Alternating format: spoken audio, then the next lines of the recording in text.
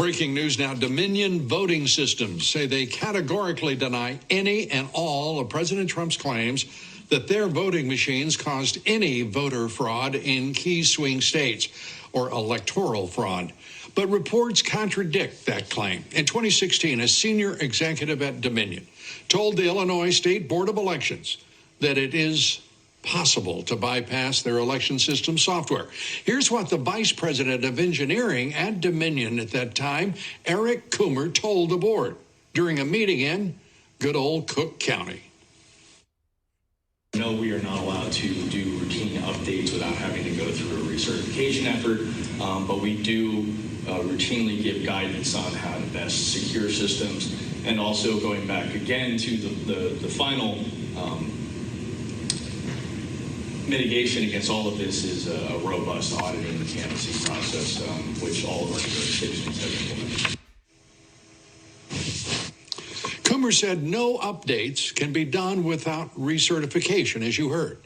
Mr. Coomer's assurances of a secure system, however, are contradicted by the fact that various vendors, election officials, and others reportedly can access the voting machine code without an update being required.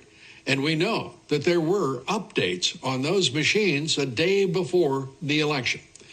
Well, joining us tonight is Sidney Powell, a member of President Trump's legal team, General Flynn's defense attorney, a great American and prominent appellate lawyer. Great to have you with us, Sidney. Let's start with Dominion. A straight out disavowal of any claim of fraud against the company, its software or machines. Your reaction? Well, I can hardly wait to put forth all the evidence we have collected on Dominion, starting with the fact it was created to produce altered voting results in Venezuela for Hugo Chavez, and then shipped internationally to manipulate votes for purchase in other countries, including this one.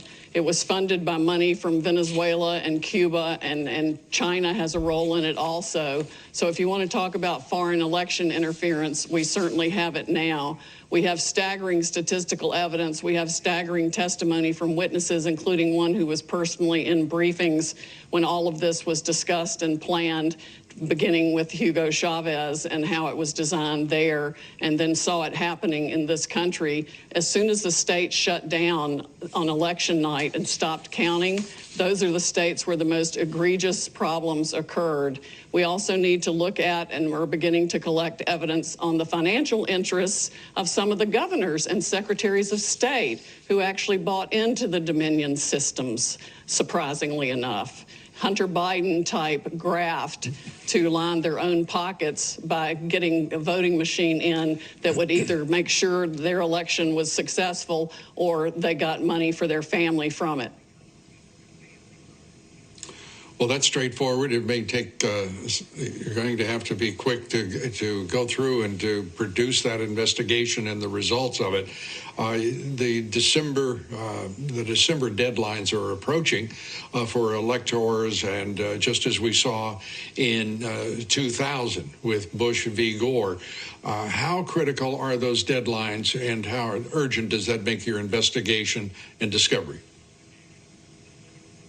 Well, for fraud this serious, I think even if the states are stupid enough to go ahead and certify the votes where we know the machines were operating and producing altered election results, if they're stupid enough to do that, then they will be set aside by the fraud also.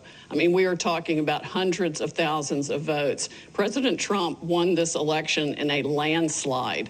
It's going to be irrefutable, and patriots are coming forward every day, all day, faster than we can collect their information with the testimony they're willing to give under oath about how their votes were stolen and how the machines operated. They were updated the night of the election, sometimes after the election. We've got statistical evidence that shows hundreds of thousands of votes being just put in and replicated. It's going to be, there needs to be a massive criminal investigation, and it's going to affect millions of voters and elections. With these allegations, these charges, is the FBI already carrying out an investigation of these voting companies where their servers are domiciled? And in at least three instances, we know they're in foreign countries. Tell us where the Justice Department is in all of this. I wish I knew. I'm not on the inside, so I'm not privy to that information. I know that even Democratic senators and congresspeople for years have reported problems with this system to the FBI and to the government, and nobody's done a blooming thing about it. The people in the election security part of Department of Homeland Security need to be fired yesterday.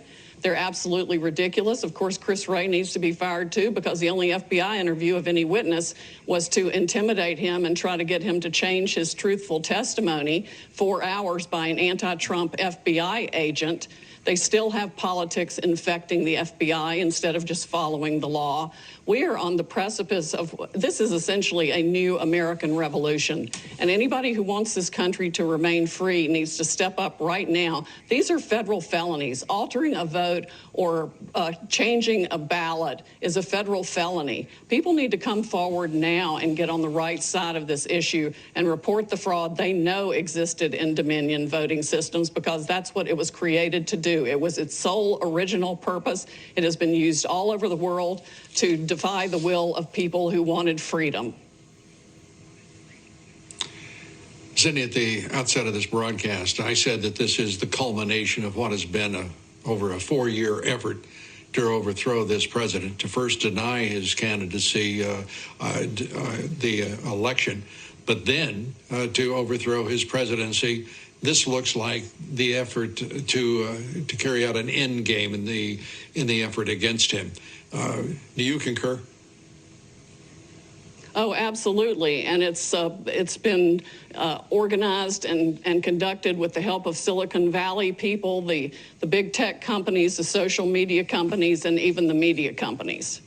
And I'm going to release the Kraken. Well, good, because this is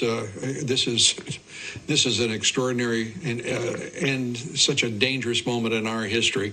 I really am very concerned for the country. I am very concerned for all Americans.